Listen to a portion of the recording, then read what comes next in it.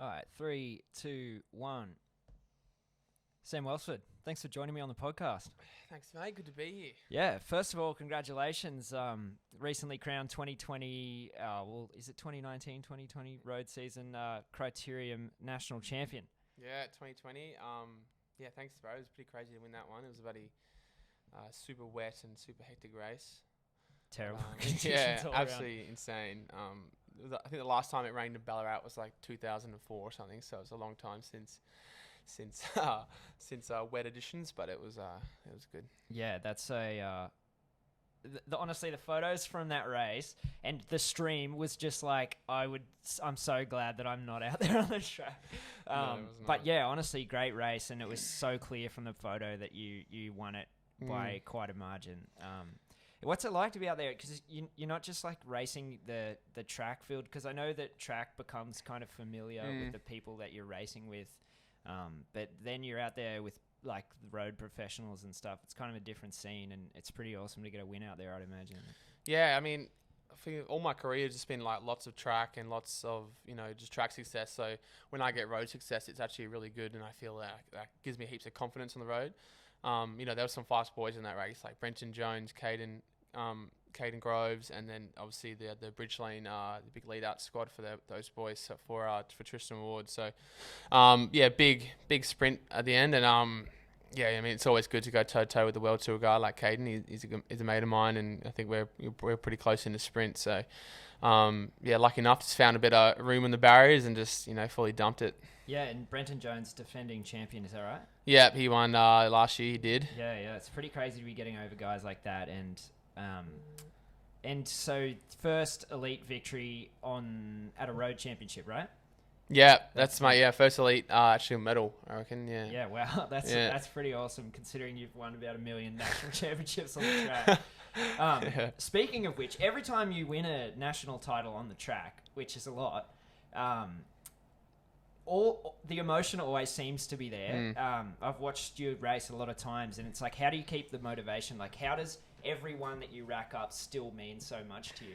Like, every time you get a title, I can really tell that you're really happy to win that. Is that because the competition is so tough in Australia? Like, it really does mean a lot to win a national title here. Yeah, I think so, and I think it just comes down to just like I love racing my bike, and every time I line up on a race, like I'm gonna win the thing. It doesn't matter if it's a elite roadie at Ballarat. Yeah. I still wanna win it. I'm still gonna go out there and try my best to win. So, and I think it just comes to just being naturally a really competitive person. I think, and kind of rubs off in all things. Yeah, absolutely. And give us a few days and lining up in Tour Down Under again. Is that right?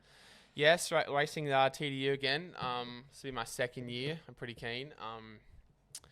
Just applying what I learnt from 2 years ago when I raced, and hopefully I'll get to don the national bands in that first People's Choice crit, which would be awesome, and hopefully go toe to toe with those fast boys like Viviani and Caleb and Sam Bennett. That'll be crazy insane to line up against those guys. Yeah. You raced some of them on the track a few times, and obviously a couple of years ago when you raced Tour Down Under, you were pretty young to be racing Tour Down Under then. What was it like the first time you did it?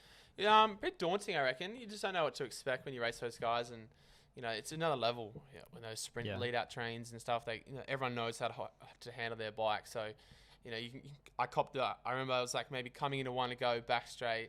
I copped the biggest chop from second, and I just had to cop it. I was like, fair enough. And it was good though because everyone if you slotted a gap or you rubbed shoulders to people, it was all right because everyone knew how to handle it. Yeah.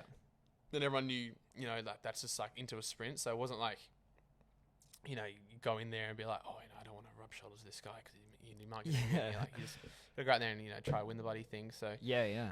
and being in the Uni SA team, you do cop a lot of shit. You don't get much respect because you're like the national team. Kind so of small fish in the big yeah, pond. yeah. So you gotta earn your stripes, and those guys, you just gotta act like they're just like any other rider. So. Yeah. When Sagan dropped me, I was like, yeah, fair bump. I'm still gonna try get a new wheel and come around. So. And that's the thing. If you can sort of mix it when you're riding in the wildcard team, you're doing pretty well.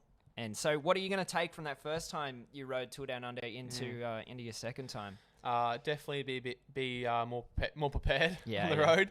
Oh my lord, that was hard. I'm a Sterling stage. I think it was like stage 3 or 4 at the time, and I was like 20 minutes down, cramping by myself, just absolutely copping it sweet. So definitely more prepared this year. With obviously I did a bit with the road nats, so that helps. And that's why I basically lined up the elite road race just to, give myself a hard day out leading into the tour. Yeah, hard day out, I'm sure. Talk us through Buninyong. It's a tough course for everyone. How was it for you, sort of coming off track prep, and were you a little bit more relaxed after the crit? You had a good result. It's kind of, I understand that you're always in it to win it kind of thing, but does that take a bit of pressure off your shoulders?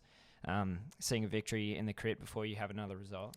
Yeah, I think like I said, it just draws heaps of confidence when you do well in the elite ranks. And the roadie is absolutely crazy. That race is insane, and I just wanted to be a part of it. So the atmosphere and the climb and the finish was just unreal. I was getting so much support from the crowd, just being one of the big guys out there. Struggling. And I think it was lap 8 where I got dropped, and then I got back on, and then I was just cramping on the climb just by myself, and I was just in the convoy, and then I had everyone in the convoy like trying to get me to back on, and then the people in the crowd were just getting around me. So that's actually pretty exciting. Yeah, that's unreal. Yeah. So tell me, how long have you been out here in Adelaide now? Because you're a Perth boy. Mm-hmm. Big move at a young age, right? Yeah. So you were, 18 when you came out Yeah, here? I was 18, turning 19, I reckon, when I first moved over here. Yeah.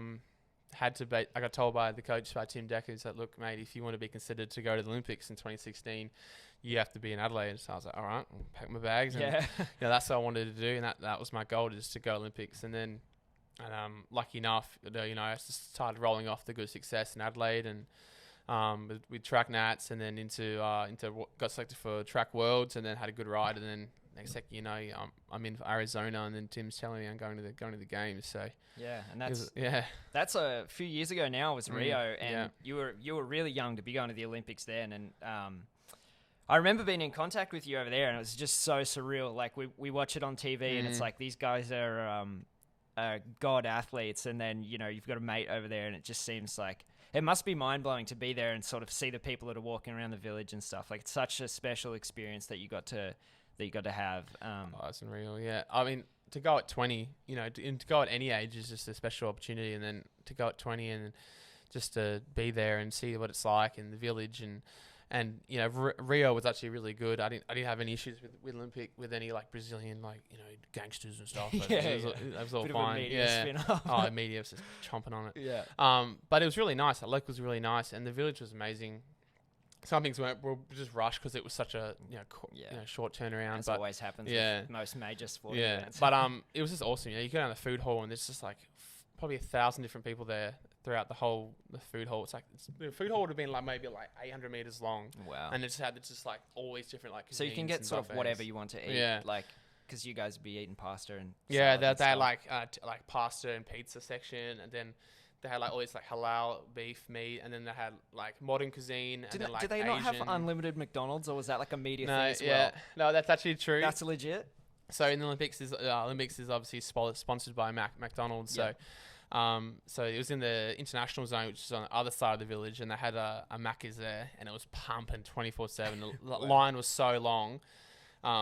And I remember I lined up a few times after racing, just getting big feeds, and you can get anything you want. I think I got 40 nuggets for the boys once, and then 13 cheeseburgers just for the boys, and after we raced. So it was pretty fun. It's pretty cool that it's unlimited. That's such a weird feeling, getting Macca's at the Olympics. Yeah, I know.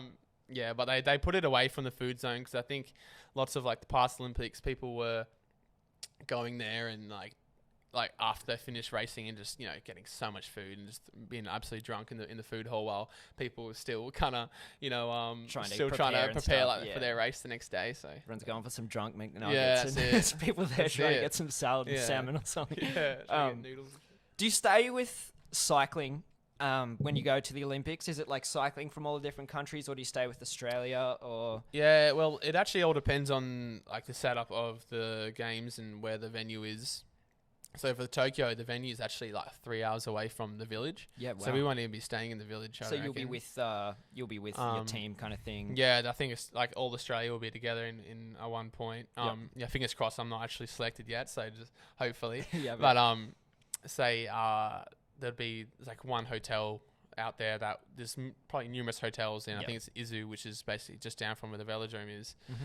and everyone will be staying there. All the track cyclists, and I think some of the road cyclists too will be in and out because it's just so far away from the village. Yeah. So there was rumor that they were going to make like a big bullet train that gets there and there. Like, I mean, if anyone can do it, Japan yeah, can. and it'll take like literally 20 minutes. Like, and it goes like 400k an hour or something. Yeah. But I think they did that in time. So Yeah.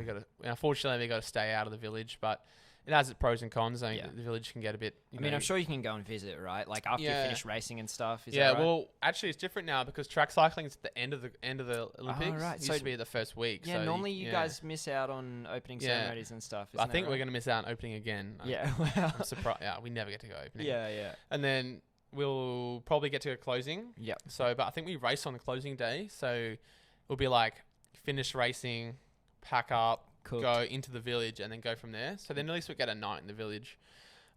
See what it's like, because Yeah. it'd be good to compare what Rio was like to Tokyo, because Yeah, I think yeah. they're going to be fully on board there. Yeah, and you've been to Japan before. Mhm. Are you comfortable racing there? Like good city to be in Tokyo. Oh yeah, I mean, love Japan. not that you'll be right in Yeah. Tokyo by the sound of it, but No, I love Japan. Like, I love Japanese culture, and it's Yeah. why I got on my arm. You yeah. know? The food's amazing, and the people are just so nice. It is really cool. Yeah. Everyone's so happy to help out Yeah, there, and it's just everyone doesn't mind taking time out of their day to help you. yeah, it's really cool. I was in Tokyo, and just whenever I'd look at a map for more than a second, like someone would come along Yeah. and help me out, and yeah, it really is such a cool place and really culturally diverse, and it's amazing how easy it is to survive in Japan as an English speaker. Yeah. Like so many people just are so patient, and most of them speak English, and Yeah, they do. makes us feel really ignorant Yeah, it because they come does. back here and expect everyone to know our language. Yeah. and I know we're going over there asking them to speak English. But yeah, exactly. It's crazy. It's a really cool place though. Sam, tell us about your Fortnite streaming and and your adventures as a streamer on the internet. When did you first make the leap between sort of playing games in between your training and stuff? I mean, I assume you played video games before cycling. Yeah. But when did you sort of decide to throw it on the internet and see how it goes? I used to like low key stream like on Twitch, just like some of my friends who play games, but that wasn't anything. And then I was talking with Tom Clark, and we had an idea like, what if we just do like Fortnite streams, like Australian cycling team Fortnite streams, and just see how it goes, and we'll put it on YouTube, a bit more of like a platform that people who don't actually know about games can actually watch. Yeah. So See then what it's all about. And then I was like, oh yeah, all right. Well, I had all the software still from when I mucked around with it, so I was like, all right, I'll just boot it up and then see how it goes. And then eventually, I had pretty fun with it. And then I got a few people in, and then did like 100 sub giveaway, and that popped off. I had like that was really 50 cool. people in. That was massive. Yeah, Yeah, it was massive. People were chatting like crazy. Yeah, and, the chat was going off. That was so really you're giving cool. away a jersey, right? I gave away a Com Games like team shirt. Yeah. I'm gonna get all the boys to sign, and we're gonna give it away, which is won by Lucas Hoffman. And then I gave away a pair of Oz Aero gloves to Ben Anderson from Sydney. So he was lucky enough to win them. That's really cool. Yeah, it was a cool system. I could do like a raffle within the stream, so I could like the keyword, and everyone had to type like raffle, and then their names would come up in this program, and then it randomly select someone. So it was pretty fun. It's also just good to get people talking about the stream. I think I'm up to 170 subs. I think that's pretty good for me. I mean, like, it's pretty good for a YouTube stream. Like, honestly, it's a grind on. It's not like getting followers on something. It's not. Getting subs is like a sub means so much more than that, because like a you like. know that person's gonna get notified of your video. And 170 is like potentially 100 people that could be watching your live stream next time you go around. So I mean, it's just a bit of we just started off as a bit of a fun and a bit of a joke, and now I just do it part time. What's the GOAT weapon on Fortnite? The GOAT weapon. Oh, I don't know, man. I was playing actually earlier on today, and I mean, across all seasons, what's been the most consistent? Because the GOAT weapon on Fortnite changes every update. Yeah, I know. There's an update tomorrow. I don't even know, man. It changes every minute. It's got to be the gold scar, right? Yeah, that's always the GOAT. Well, the gold burst now is pretty good. Yeah. They brought that in, but who knows? The pump is just so inconsistent, so no one rocks that anymore. It's been like all the shotguns have been so inconsistent. Like the double barrel was like you could jump on someone and just anyone could drop delete a kill. them in in half a second. And then like the next week you can't even drop a kill with that, like to save yourself. Yeah, it shoots peanuts. How's Adelaide compared to Perth? It's a pretty good city here. Like it's really nice for cycling, particularly. Yeah, definitely. But I'd imagine it's really good here for a lot of sports. it's really easy to navigate here. We're sitting like above Glenelg Beach right now as we record this. Yeah. Really cool view. But yeah, tell me, how's Adelaide compared to Perth? Yeah, everyone asks me that. It's very similar, I think. Perth's quite quiet, and so is Adelaide, I think, to a point. Yeah. So they're actually quite similar, and Perth's just spread out. Adelaide's just everything's just compact in. Yep. And it's one thing that Adelaide that always cracks me. Like, don't get me wrong, I love Adelaide. That's really good. But the drivers need to go faster. Everyone drives 10 under the speed limit, like everywhere. Everyone's too chilled out and it's here. 60 anywhere, like 3-lane highway, just 60 kilometers an hour. Yeah. Like, just like it's not Melbourne. Like people in Melbourne, they drive with intent. You know, they're trying to get there like fast as possible. In Adelaide, no one's trying to get there on time. Yeah. See, the thing with Sydney is that like everyone's too much in a rush. Yeah, that it's like place in is polar nuts. opposite. Yeah. Yeah, It's I don't know. and everything is like stacked upon itself there. I really like Adelaide because it's like a big country town. Yeah, it is. It's really nice, easy to navigate, and you don't feel like that claustrophobia that you get in Sydney. Yeah, that's true. It is nice. The city is quite spread out, and it's not even that big. So, but the best thing about it, obviously, is just the hills that are like 15 minutes away from. Yeah, so from the good city. for road cycling as well. Like you can just jump straight out and get into the hills and wineries and stuff. Not that you guys will be trying those out too often. Not very often. Yeah. So how's your prep going? What's next for you? Prep's going well.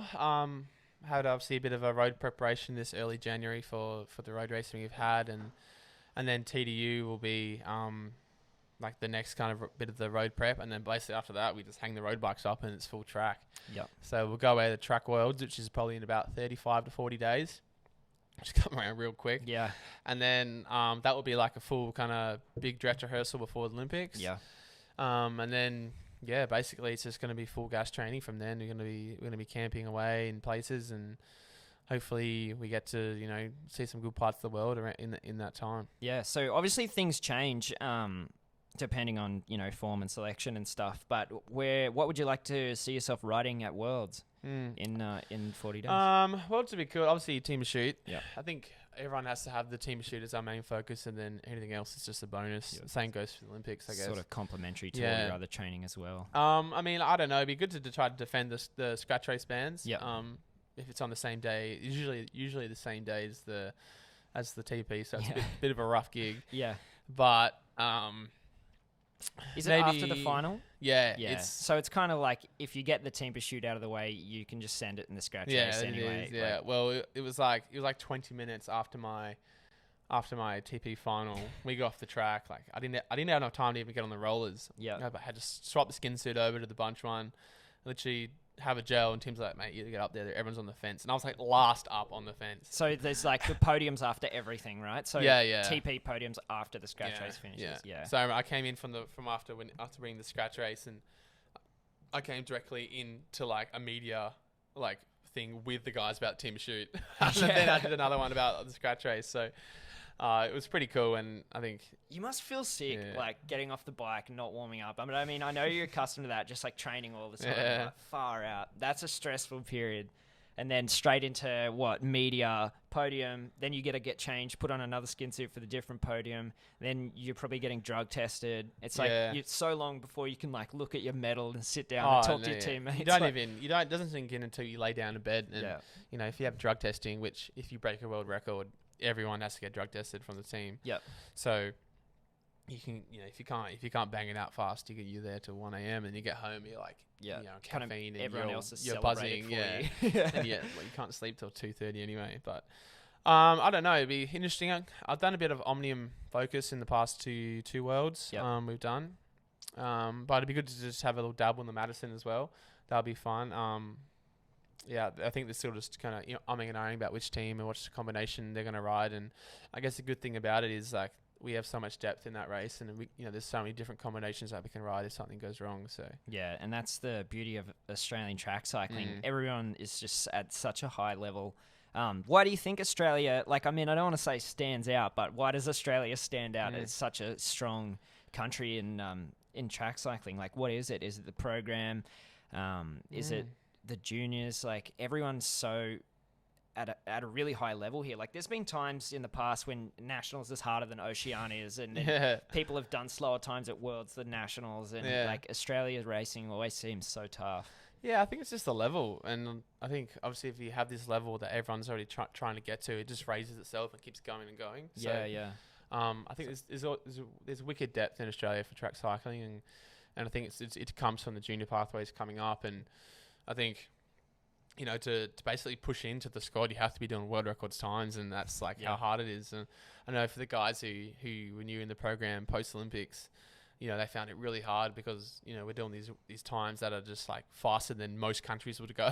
So the guys who like come in and train with us, they're like, Jesus, this is really tough. But then they have to realize that, you know, where the level that Australia is at right now is just super high. So it'll take a bit of time to get used to. And the times, and it's also the times that you saw at like nationals and stuff over the past years would put you in good hands at, you know, the last couple of world championships that I've had. Yeah, I think there was once we rode as New South Wales and we didn't podium at nationals, but we would have got bronze at the World Cup or something. Yeah. So certain World Cups and stuff. So yeah, it just shows how much depth there is in Australian team shooting. How many World Cups have you done now?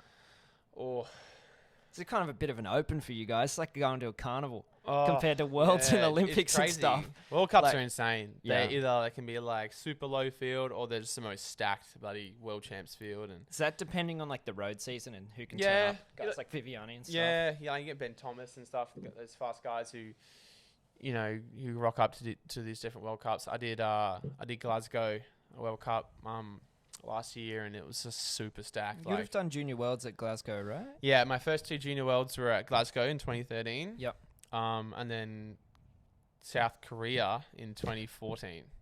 Yeah, wow. So that was interesting. Those are 2 interesting countries. Yeah. Like 2 that you're glad you traveled to? Or? Yeah, I mean, South Korea was pretty cool. Yeah. We didn't have any issues. It was really sick, and the food was really good. Yeah.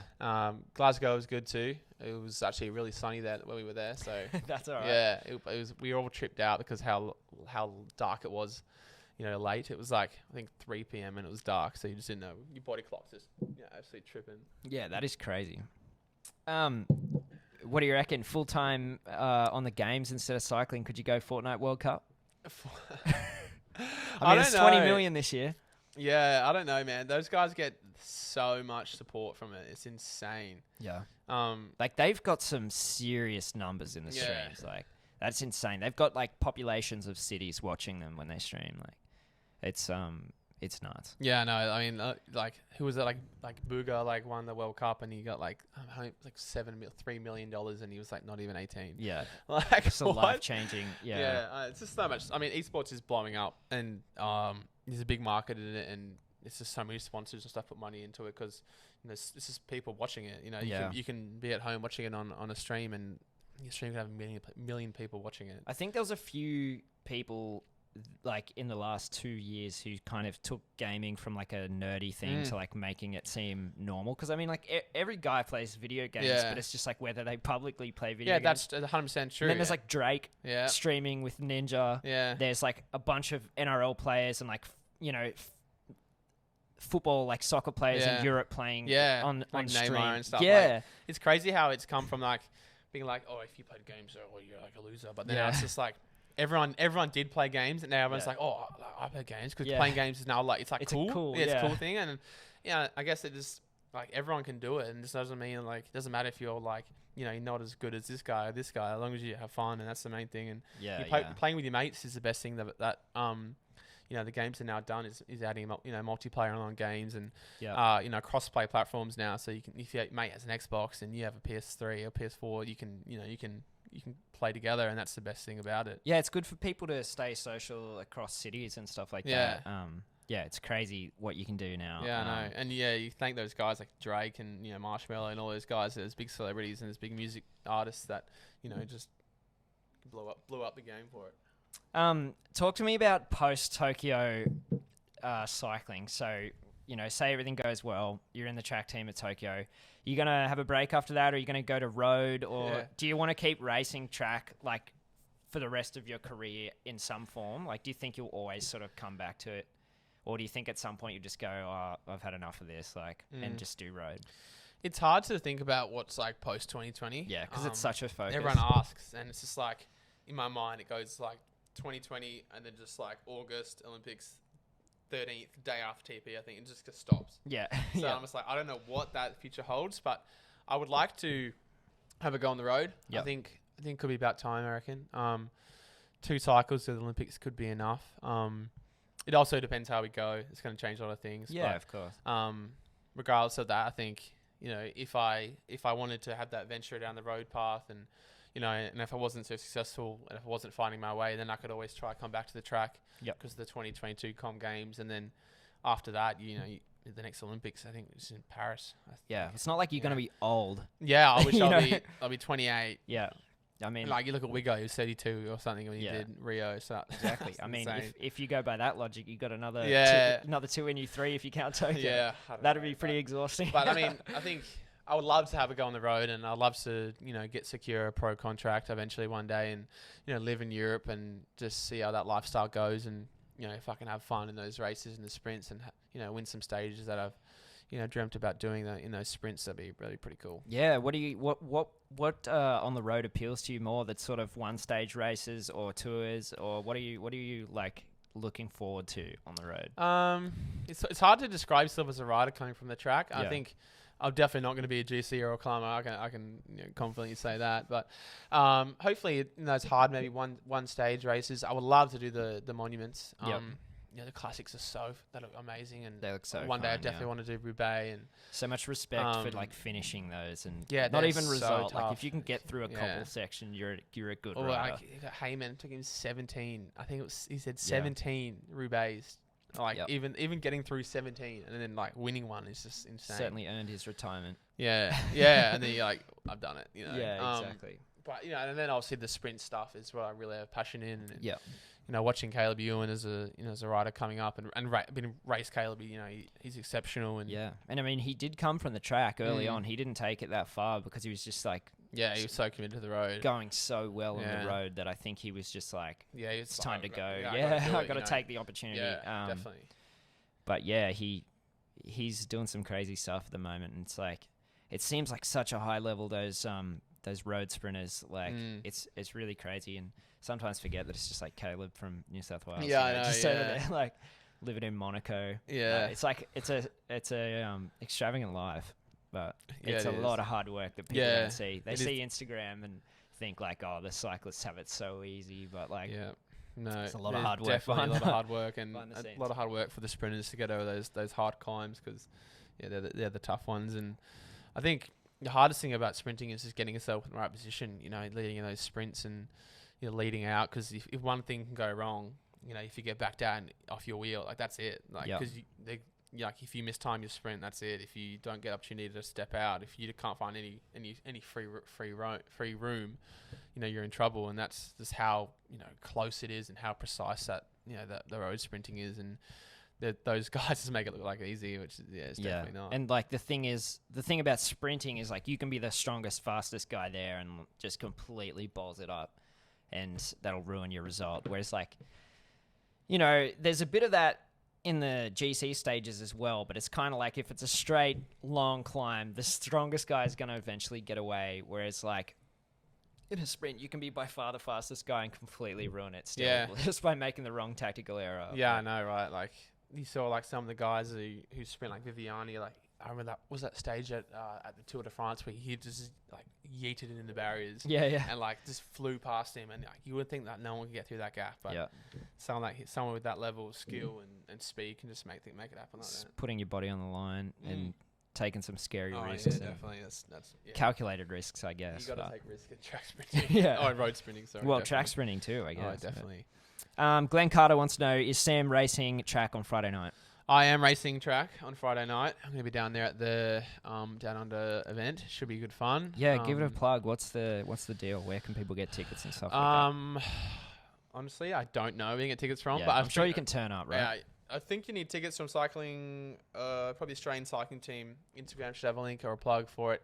But yeah, make sure you get down. It's going to be awesome. Last year we did it and it was absolutely packed. It was really good. And there's going to be likes of Viviani, Morkov, all these track guys who are doing, you know, dabbling on the track as well, leading into Olympics probably Consoni from Cofidis as well. So I think another one. So you got to come to check out a few World Tour pros take on the track Aussie guys. So Yeah, that's a guys really and girls cool and event. sprint racing, endurance racing. It should be good fun. Are you good mates with any of those guys? Like, do you say hi when you run into them at the velodrome, or is it like in a language barrier? Or Yeah, it's a little bit. You say good day and stuff. It's funny if you're racing them. yeah, You speak to Viv and he's just like, hey mate, he's like, oh.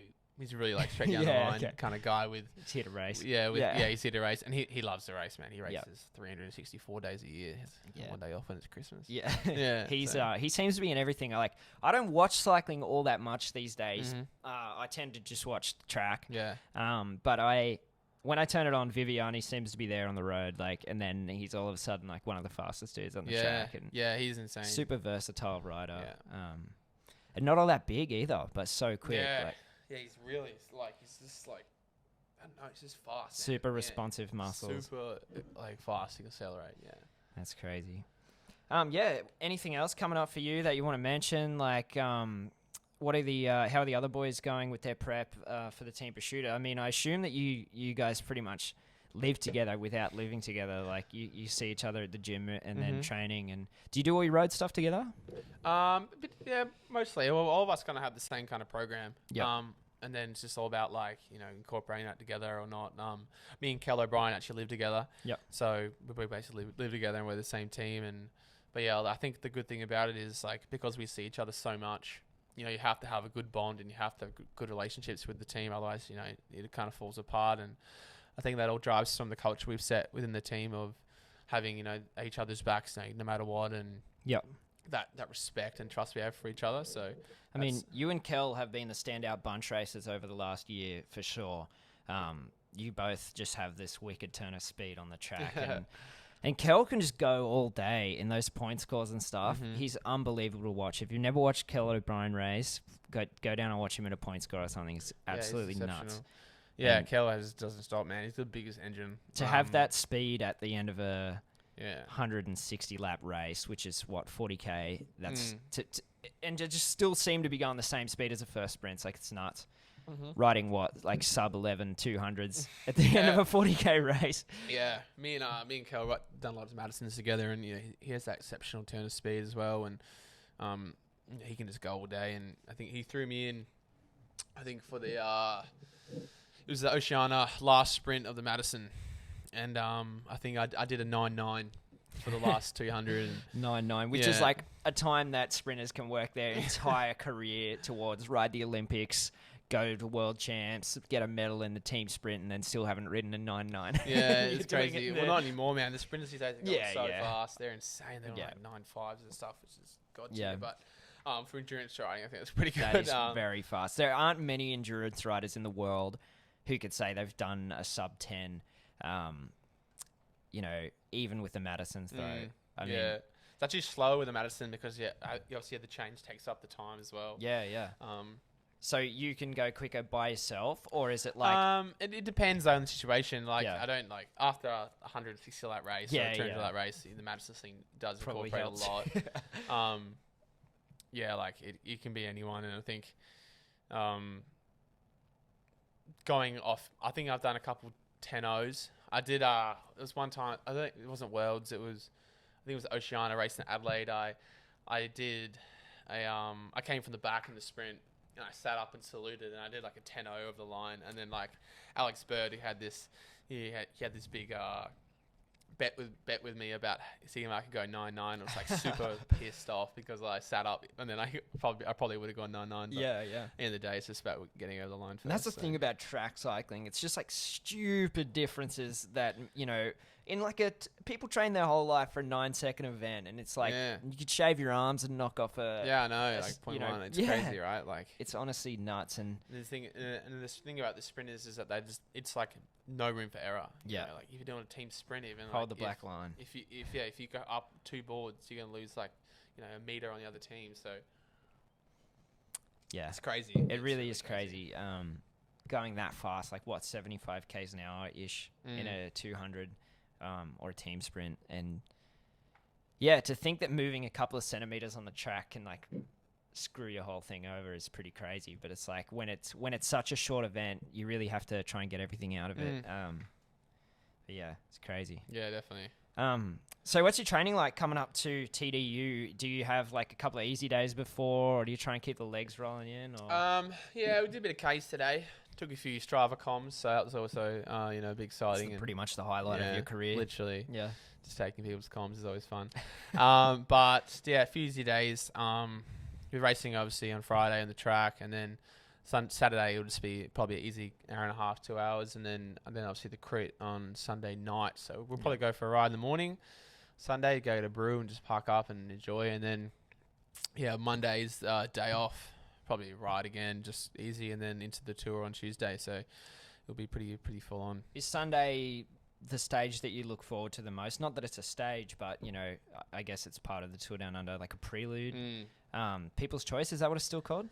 I think it's something like that. It's one of the People's Choice crit or the opening crit. But I think that's the best chance for us track boys to get up and lead out a good result. And I think with the team we have and the power that the team has, I think we can definitely match it with those guys. And like I said, the hardest thing is getting there. So that's the most important thing is getting the sprinter, whoever you're working for, into that final bit fresh as possible, which is not always easy. It's pretty common to see the Uni SA guys up off the front in the races and mixing it, trying to get a name for themselves amongst the pros, which is awesome to see. Just people out there like given the opportunity, having a crack, and people are like fresh out of nationals with heaps of inspo. And, I guess for a lot of people over the years, it's been the first time to race some of the pros, and it's probably like an amazing opportunity to get out there and just really have a hit. Yeah, I think it's a good opportunity for young guys coming up, and I think that's what it was always about giving young guys coming up an opportunity to race the pros and get their name out there, and I think going in the break is part of that, and it's kind of in Uni SA tradition to go up the road and see if you can challenge the peloton to chase you back, but really looking forward to it, and I think like I said, the team we have is pretty versatile, young team. Like I don't think there's anyone over. I think I could be the oldest actually. I think I'm actually the oldest. That's crazy. Yeah, at 23. That's making me feel old. But it's actually I actually turned 24 on the crit day, so it's a birthday. So interesting. I mean, that's pretty crazy. If you could catch the dub on your birthday, that'd be cool. That'd be so Hopefully mad. I got some birthday watts. Yeah. Helps me out. Speaking of watts, Jai Felke in the chat says, "Is it true Welsford hits 2K watts?" I don't know. I hit 2K at one point. It was a year ago, I reckon.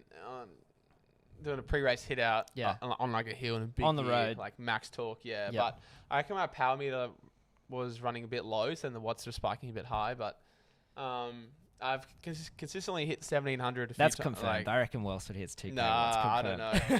I don't know. Hopefully, I mean, hitting 2K is probably different to hitting 2K after the end of the race. I think. Yeah. You look at the sprinters who win stages, like Caleb only hits like 14, but the most impressive thing is that doing that after like 180k on plus hard on the pedals. speed is always really high already, so it's not like you're pushing against a brick wall. Like you're already flying, so to get on top of that and do 1400, like the speed must be nuts. Yeah, and I think like the way he does it, he's also super aerodynamic and super small. So if he was a bit bigger, I'm sure he'd do more watts. But I think the most important thing is probably like that 30-second sprint power. That's the most important thing in the sprints. Like, running on the wheel with your lead out man sprinting full gas. Your second wheel, you're still doing probably like at 900, 800, and then you have to sprint on top of that. Yeah. So that's the hardest thing. Talking with Mark Renshaw in my hometown, I think it might have been like 2 years ago, Tour de France now, he was over 1,000 watts for a minute at the end. And that's an elite out, and he's honest. He's not that big of a guy. I think he races about 76 kilos or so, maybe even lighter, 74. Yeah, wow. But to go over 1,000 for a minute, that just sounds nuts to me. Yeah, and that's what you have to do. Like hands down, Renshaw was the best lead up man going around, and Cavendish took him everywhere. He knew if I was going to win, I needed Cavendish, and it's pretty cool to see him be such a professional with like. He just knew what he could do, and now he's like goated.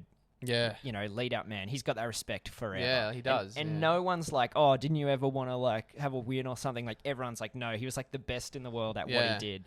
which is really cool. Yeah, and I spoke to him at the Cycling Australia Awards, and he said like he did have a go at himself, but he found himself just better in that role of guiding someone, and people do their whole career doing that, and him and Cav had this bond and click that will never end, and you don't win, but he enjoys the success of helping others win, and I think it shows a lot about his character. He's an exceptional athlete.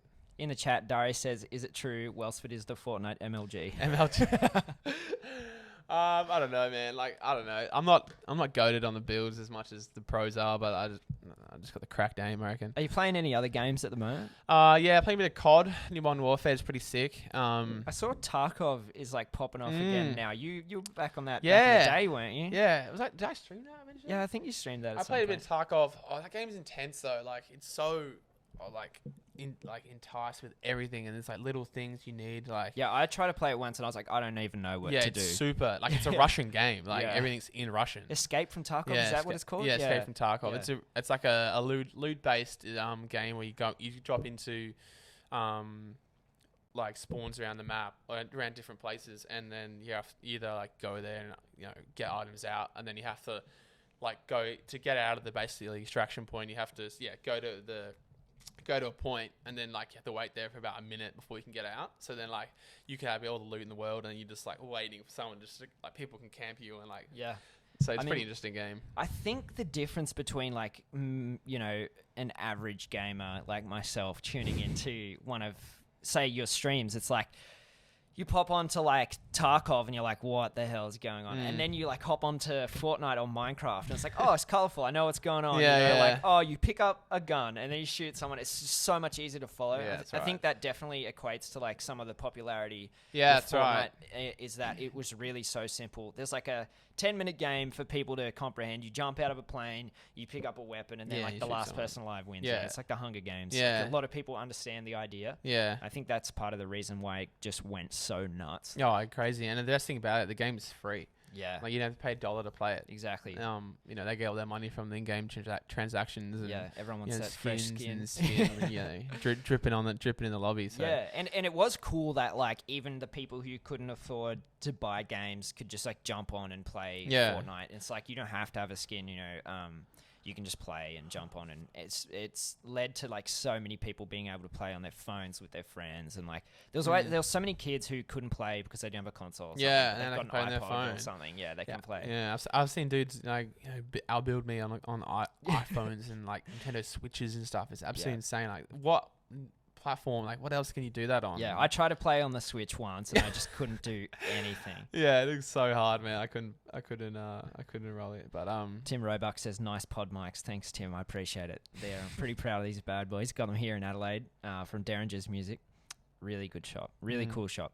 They were like way overstocked. It was sick. Like I walked in there and the stock was like to the ceiling, and I was like, I could get anything for here, like stream gear, music gear, DJ gear. It was a really cool place. Kel O'Brien buys a lot of guitars there. He always goes in there. He shreds, right? I've never seen him play, but I've heard like he's from a family of musos. Yeah, he is. Yeah, his whole family was musos, and so does he whip the axe out at your place all the time? No, but like, if he's home, he's always sitting on the couch with a guitar in his hand. Yeah, he's got like 4 or 5. Yeah, and that's awesome. He literally just drams out all day. Yeah, I live now in Wollongong with my friend Brad, and he's the same. He's got like 6 guitars in the living room, and Brad Heffernan. Oh yeah, Brad Heffernan. He was a racer back in the day. I'm sure you remember. Yeah, I remember Hef. But he's got guitars all over the place, and it's him. cool being in a musical house. Like there's always something going on. Yeah, some noise being played. Yeah, it's awesome. For some of the younger viewers who might be watching, young cyclists, how can you keep the bigger picture in mind? Like some of these kids have such big goals, which is awesome. Like it's so good to see like little young kids be like, oh, I want to be like Sam and go to the Olympics, which must be crazy for you to hear. But how can they keep the big picture in mind while also having fun? Because it's important that when you're developing and at a young age that you're really enjoying your time with your mates and going to school. Yeah, definitely. I think it's just like the most important thing about coming up as a junior is just having fun with it. Like, like it doesn't matter if you flunk out under 17 or even under 19 race. I remember in under 19s I got crashed out by Carson Chapman, by the way, to shout out. Shout out Carson. In the national cricket, like, and then I was out. Like that was like I was the favourite. I was hopefully going to do well and win. I But would have been in that race. yeah, man. you were in that race. Yeah, definitely. At Canberra, it was the long D. The collarbone corner. Yeah, that's the one.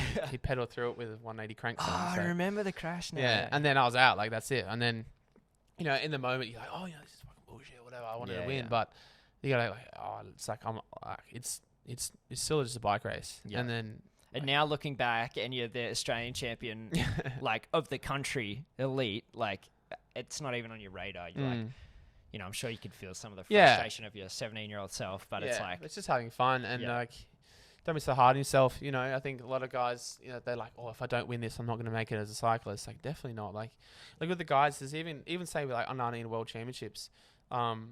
There has been this big kind of pressure for juniors. It's like if you don't go to the worlds, the junior worlds, like you're not going to make it. You're not going to go into CA, which is not the case at all. I think you got the likes of Jared Drisners, Connor Lay, Josh Duffy, guys who never went to junior worlds at all. Really come up now. And now they're in their the podium potential academy squad, and they're pushing their way up. So. Yeah, was it right? Drisner's won the road race under 23s, right? Yep, Jared won the roadie. Yeah, really impressive ride. Yeah, crazy ride. Solo, was it? Or was it like a minimal bunch kick? There was probably about 6 going over the last climb. Yeah. Last lap, or maybe 7, and then he broke away with Seb Berwick for the win, and he absolutely cleaned him up in the sprint. Yeah, unreal. Definitely like jumping on the track at some point helps with that sprint at the end of the road race as well, right? Yeah, definitely. And Jared's always been a powerful sprinter. Also, like you see him at NRS finishes, like he catches dubs in those sprints too. So he's one of those guys, like Viviani, who's fast as and has the ability to go long. And hats off to Jared. He's done lots of training and lots of preparation and dedication for that race. And he was looking bloody World Tour lean. So Tim wants to know, what's your sock length policy? Sock length. Well, aero socks, mate, as high as you can go because of the gains without getting told off by the UCI. So what's the legal? It's like midway through your calf, it's right? like halfway from your calf to your knee. Isn't that discrimination against people who have like short? Yeah, me. But then, like you can just pull them up. Like if you have shorter legs, I don't know. Can't you just? Wouldn't it be like? How can you make a rule based on someone's?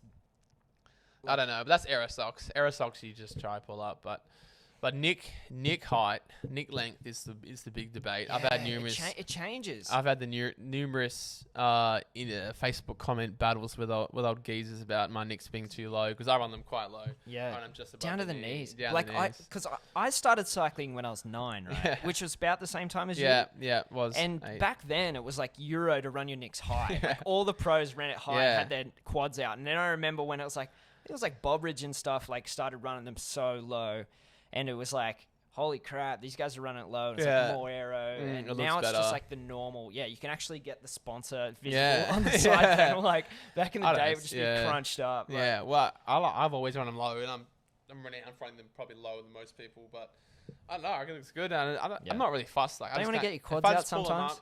Yeah, I know. I don't know. My quads isn't like I know Nicky Louris. Shout out to Nick. He had the biggest like low hanging quads. Like his bottom quad is swollen just, legs. Just like like it looks so sick when he would rub his necks like not too low. So, but I just don't know. I have them low, but So it's like the aero socks. It's lycra, right? It's not like cotton. It's like similar stuff to the Knicks, right? Yeah, it's like that lycra stretchy and you material. zip it up at the back. Do they all zip? No, the new ones we don't have the zips. It's just it's just the elastic lycra at the top, and they're pretty tight. It's kind of like a shoe cover used to be, right? Yeah. Well, now actually they've brought shoe covers in or booties back in. Into track. They banned them. Yeah. And now they're back. Right, because it used to be like such a cool thing to like pull on booties for a TT. I always thought it was so sick. Like they look so good. Yeah, they look wicked. And now they've brought them back because they originally banned them for them being a unnecessary aerodynamic like advantage or something. Yeah. I was like, if you're going by that, then we'll get rid of air helmets, skin suits. Like, what are you gonna do? On us like a fleece jacket or something like. Yeah, exactly. So, but they were the best because basically what will happen now is everyone will just run aero socks through the roof. Tim says, "What do you do with your nicks if you've got no quads?" Yeah, just run them low. run them low. Cover the whole thing up. You got nothing to hide down there. Just run them low. Oh, that's so good. Something else I wanted to ask you is, with a lot of professional athletes, they fall into mental illness after professional careers. And is there anything you think that could be implemented that might help support people post-career? I mean, I know you're at still the early stages of your career, but I mean, it happens across all sports. Yeah, definitely. Is it just like building that support network? I mean, is there something that a sporting body should do, or is it just like a personal decision? I think it just drives a lot from like having that support network around you. You know, I think if you retire or if you stop cycling, you're gonna have this massive low after having a really good high. And it's like you're winning and you're being a champion, and then you're like, okay, now what? What is my spot in the world? Yeah. now? So then a lot of people fall into that. Like, oh, I don't know what I'm doing. Like, I'm used to getting all this money. If I'm a road pro, like I was getting all this money, and now I'm not. So a lot of it comes down to just having that good support network. And if people retire, then I think that they'll be all right and they're ready to move on. But I think the worst probably case scenario would be if you get injured and you can't ride again. It's not on your own terms. It's not kind on. of thing, Then you got to find another way. But I guess for me, happiness comes from purpose. I think it's just the way that humans are tuned. Like, you're supposed to actively be chasing something, and everyone's is different. I'm not saying that there's actually a purpose out there that we're put here for, but I think that when people are actively working towards a goal, you're just happier because you wake up with something to do. Hey, motivation. I think it's like finding something post-retirement. Finding your drive is definitely what you need to do. Like, the people that always seem to be good and happy and driven are those who retire and then go into like development roles, and like that's not available for everyone because there's a certain amount of jobs, and not everyone can be a DS or a Cycling Australia director or coach or whatever, but there's always like something out there for you if you can find what that is for you. I mean, even if it's like you just going into normal retirement but you're helping out the juniors at your local club or something like that, because you've got cycling knowledge if you've retired from being a professional. Like, there's something out there for you for sure. Yeah, definitely. And I think that just like purpose has so much to do with everyone's happiness and just finding something to do and getting up in the morning and doing that's something. why you get up in the morning for sure. Yeah, and there's like a direct link between exercise and happiness, and that's not even like you should exercise, it makes you feel good. It's like a fact. It's actually fact. Like reduces stress levels, increases happiness, and the good endorphins. The first thing I do when I'm in a bad mood is like go and do something. Yeah. Even if you just walk in the sun or go to the gym or whatever it is, like it doesn't have to be much, but you do something. Yeah, it'll it improve helps. your mood. Definitely. For me, it even improves my like perception and appreciation of things. Like, you go and do something and then you're like, oh man, I've deserved this meal now, and coming from like, I used to do like 20-hour weeks and stuff when I was training, and then stopping, your body's like, oh, what's going on? Like, this feels so bad. I'm not doing any training now. And you're like, shouldn't I feel great? Like, I was exhausted all the time before, but you don't. You stop and you feel like crap. You feel shit. Like, you feel so bad because you used to like pumping yourself with endorphins and feeling happy after exercising all the time. Oh, yeah, it's then crazy. You stop and you feel like lazy. Yeah. It's terrible. You go to work and sit in a chair. And it's like terrible, Yeah. It's just like pushing yourself to get a routine. It really helps. Yeah, definitely. What's on until Sunday? Just a few more rides and basically just chilling. Looking around Adelaide, trying to sort out my life because we're just traveling all the time. Like, I got back 2 days ago, so just set up that. Pretty keen to get into the tour village. It's pretty cool. We'll probably head in. Sign some autographs down there. Head in on all the pros there. Head in on Saturday, probably, and drop all the bikes off and head into the Hiltons where they're parked up. So it's pretty cool. Is there like a track tent that you guys have to show yourself at? There'll be a Cycling Australia tent. They had a world hour record tent there a few years ago, and like I think some of the boys were hanging around there when I think it was maybe Bob Rich doing his attempt. Yeah, there was a few people doing a bit of that. Dennis, I can't remember. There's so much in the village. Make sure you get down to the village. It's really cool. There's massive stores and all these bikes equipment. Vic Square, right? Yeah, Victoria Square in the city of Adelaide. So it's actually really cool. You see it. There's a massive bike and people everywhere. Yeah, the coffee, drinks. It's cool. Yeah, it's a good setup, and they have live music and stuff there. I think the night before the tour starts, they have the big concert, so it's booming. Yeah. Do you know who's playing? I don't know. Last time I did it was Guy Sebastian. Yeah. Wow. So the guy who robbed Shannon Knoll. So not 2003. Get Knowlesy back in. What a shame. Yeah. You heard it here first. Yeah. Sam Welsford confirms Shannon Knoll robbed 2003. Yeah. 100%. Bring him back. Last time I went out in Adelaide at Red Square, shout out Red Square, Red there was like Square. a Shannon Knoll remix, What About Me? Oh, playing. yeah, big bootleg. I've heard it, yeah. It's absolutely thumping. Yeah. So yeah, fun. actually, on Adelaide Nightlife, what was it? HQ shut down. Closing down, That's yeah. crazy, man. That was, I've been there a few times. That's a pretty renowned club. Yeah, I know well- that they moved from West Terrace about 3 years ago Yeah. to Hindley Street, and it's just a massive complex. Like, you walk up these stairs, and then, halfway up, there's the main room, and literally the biggest dance floor ever. And then you go upstairs again, and then there's like the bar at the back. Like it's It's just like a big American nightclub. yeah. But I don't think Adelaide has the capacity to fill that up consistently.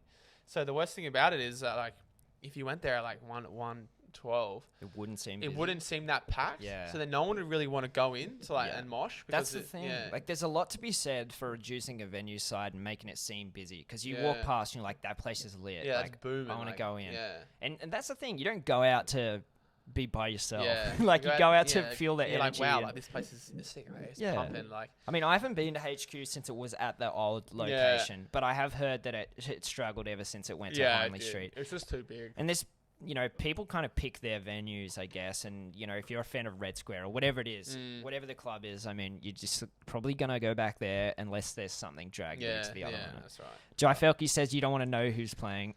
You want to know who's playing? Go on, Jai. Tell us. I think it's. Oh, it's Sad Face. Bro, that slaps the Veronicas.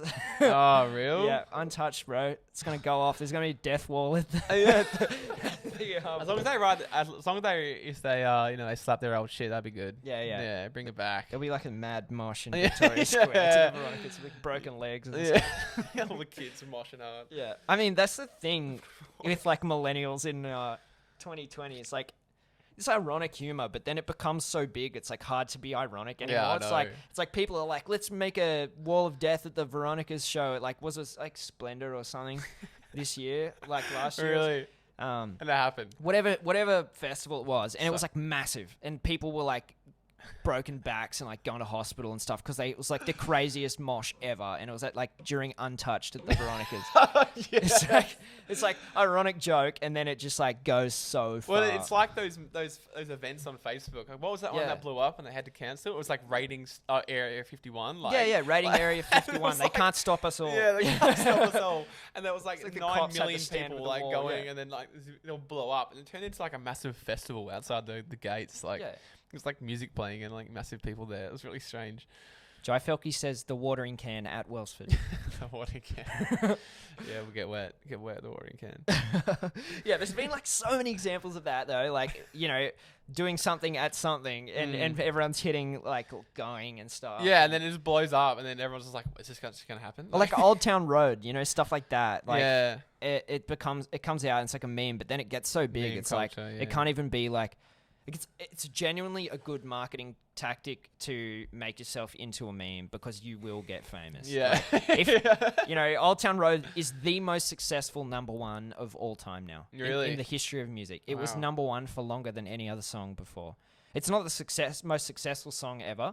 Bing Crosby, White Christmas, that's the most successful song ever. I mean, if you want to make a recurring song that plays every year, make That's a Christmas that song. one, yeah. But Shut up, Mariah Carey. yeah, exactly. And she's going to overtake that #1 eventually.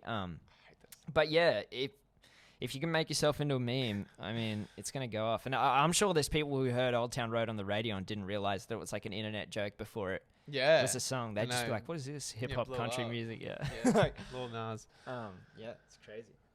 Yeah. I mean, is there anything else you want to talk about before we wrap up? No, I think Anyone you want to thank for the last few months? Just shout out to everyone watching the stream. That's the most important thing, is just getting in these things. And if anyone's in the stream that has any questions, don't be afraid to shout them out. I know there'll be a bit of a delay right now, so I have to wait a bit. But Yeah. For sure.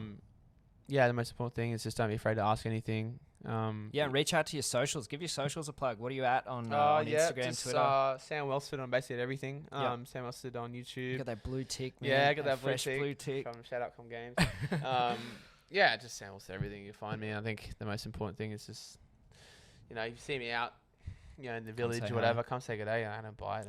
Just like Jai Felke, he came up to me in 2017 or 2018, but thing, and he's just being a little edgelord and whatever. Yeah, yeah. Little kid Still is trying to be. Yeah, still is a little edgelord. He says, "Thank me personally" in the chat. Yeah. You'll cop it. Yeah, it's the Com Games were a special one for you, right? Mm-hmm. You had like the helmet off after the celebration. Sick. And you guys weren't in the village there, were you? Because the velodrome was ages away from. Because it was Gold Coast. Yeah, Gold Coast, and the track was in Brizzy. Yeah, so it was like an hour away really drive, good track. So Shout out Brizzy track. yeah, awesome venue. Enemy's velodrome. It's pretty sick. Yeah, but we got to go in the village at the very end. But it was pretty sick venue, and the village was amazing though. We got to go in at the very end and to do all that. But yeah, Com Games is sick. Home crowd. I think why I took my helmet off, and I was just so hyped. Like the crowd was so loud, and I think how I won that race was just super clutch, and it was just super like last minute MLG. Yeah, Major League Gaming. It's just super like just like the team ride, and I think because in Com Games you have 3 riders in a race, so like it means more when you're lining up with your boys. And I had Lee Howard pulling for me early, and then Cam leading me out at the end, and they're good mates, so like, it really means something. Yeah, it means something, and I think just the crowd really got around it, and I think it's been rumored as like one of the best scratch race finishes to this time. So No, I've heard this thrown around a lot. Sam Welsford, best scratch race rider in the world. What's it feel like to be be referred to as the best track cyclist in the world? Like that must be a crazy feeling. Yeah, I don't think I am. I mean, like yeah, but no one ever thinks they are the best at something. I think it's hard to be. I mean, I think you're the best scratch race rider in the world. Yeah, I reckon. yeah. To this year, I reckon you can say that. This is pretty cool. The last few years. Yeah, I've had pretty good success in the scratch race. I think, but the thing about the scratch race is if it's almost like a lottery. If you get boxed and you have to push out, or the lap goes, it's also very hard. There's something you're doing though that other people aren't doing. That's not making it a lottery though, because if you keep on having success, it's like a proven. Yeah, I mean, I think the thing that drives a champion is successfully winning. So that's the most important thing about. Trying to challenge yourself, and repeatedly winning is the hardest thing. Yeah, and it's like amazing that you don't lose that motivation as well. Like some people are like, I went to Junior World, so I can't really be bothered anymore. And then in the scheme of things, that means nothing. Like whereas you guys go on and you win last year, and then you're like, this year comes around and you're like, I want to win just as bad as I did last year. Well, I think juniors just matters to a point, but you have to of course. Like I didn't mean that. Yeah.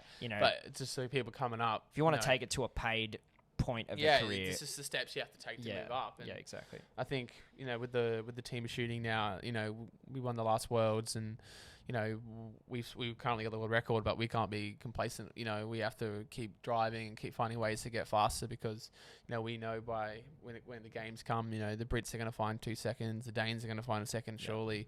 Everyone's trying to beat us and catch us, and so we have to use that as motivation. You're like, no, like we want to be the best.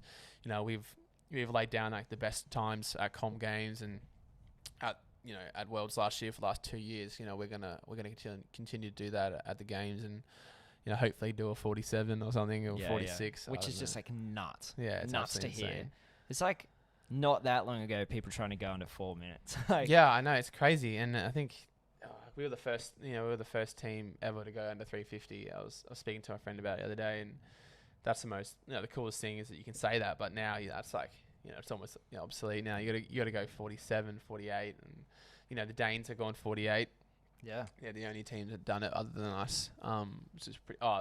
The Canadians did it, but they were at altitude, so that it doesn't count at altitude. That's what I always say. Shout out Who What Bike. Do it at Worlds. I had to delete that comment. Jai says, if Welsford wins any more big races, it's because I did a lead out for him in training a few weeks ago. Few weeks ago. Oh, yeah. Sam doesn't even remember, Jai. I had some sprints in my program. I was just doing some sprints, and he led me out into one, so yeah. Tim says, go have beers with Marco. See, Marco is a guy that owned the gym I worked at in Bathurst, right? Yeah. And he just recently rode from Bathurst, which is almost on the east coast of Australia, 2 hours from west of Sydney to Adelaide, and he did it in 4 days. How many K is that? So 300 the first day, 300 the second day, 288 the next day, and then yesterday he was supposed to have another break and do 250, and he finished it off with 380, and he got in at 2 a.m. last night. So he left at 4 a.m., from wherever he stayed, somewhere near like the Murray or something. Yeah. And he rode in 380 Ks and got in at 2 a.m., which is like 22 hours on the bike. What? Is he like renowned for that, like long distance bike? He said he wanted to do it last year, and he was like, "Oh, I'm just going to ride to Adelaide." He bought a touring bike, like a gravel bike, 3T thing, and it's like wicked. He was just like, "No, I always go," so I just like always wanted to ride, and then everyone was like, "Man, that's crazy," and it just like stuff came up, and he couldn't do it. Yeah. And then this year he did like barely any prep compared to what he did for last year when he couldn't do it, and then he just did it. Yeah, he just put his headphones in. And just like, bro, I could never imagine. Rode from Bathurst to Adelaide. That's insane, man. Jai says New Zealand did it in capitals. They did. New Zealand did do it. Shout out. Actually, wow. Thank you for correcting me. They did. They did the same time as us. Tom Bolton says on the Super Dries. Yeah. Shout out Super Dries show. Yeah, and Dad says they're my beers, Tom. Sorry, Dad. Thanks for sponsoring this podcast. Well, we might leave it there for now. Sam, thanks so much for joining us on the podcast. No worries. Man. And yeah, it's been great to talk to you, and I hope everyone's got a bit more of an idea of what it means to be a pro track cyclist and to be lining up at the Tour Down Under. I'm sure some of the people watching are, going to be watching the racing, and hopefully they're Sam Welsford supporters. Yeah, hopefully. If you are in Adelaide and you're watching this, head on down Friday night to the Velodrome, and on Sunday, make sure you come and watch the People's Choice Crit in town. Sure. And yes, the Superdrome, Jeps Cross, Friday night. I think racing kicks off from like 5 or 6, I think, or something. So confirm details. I'll probably do a post on my social media about the race. Yeah, so. Get around the socials at Sam Welsford. He's got the big blue verified tick. Yeah. He's a celebrity. Sam Welsford, all platforms. Yeah. Well, that's it. Sam, thanks so much for joining us. And no worries. another podcast soon. Yeah, sweet. Thanks, mate.